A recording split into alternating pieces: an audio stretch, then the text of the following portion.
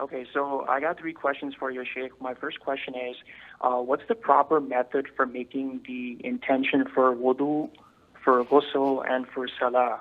Like, do you say it out loud, or do you say it in your mind, or what's the proper method? That's my first question. Okay, intention in Arabic and niyyah. So how do I make niyyah for wudu, for ghusl, for prayer? So what is intention? This is something no one knows of.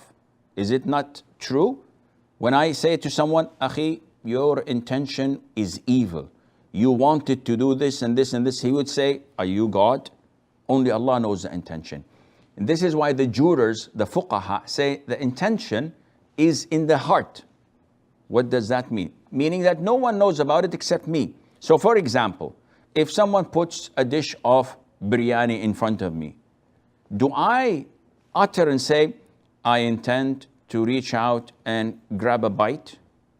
If I want to go to the bathroom and answer the call of nature, do I say before entering, okay, I talk to myself, I intend to go and do my 101 or 102? Nobody does this.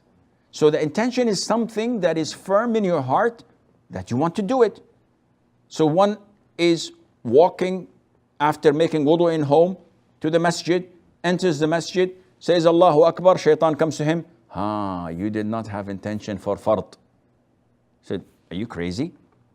All what I have done is my intention. So actually, intention is something in your heart. You do not verbalize it. You do not say it verbally, nor you say it in your heart. So with your lips sealed, you don't say, I intend to pray dhuhr 4 rak'ah at 1 p.m. on the on the 10th of February behind Imam Sheikh so and so. All of this is an innovation. You do not say anything. You know that this is dhuhr time or asr or whatever, and you simply praying the prayer of the time in the masjid.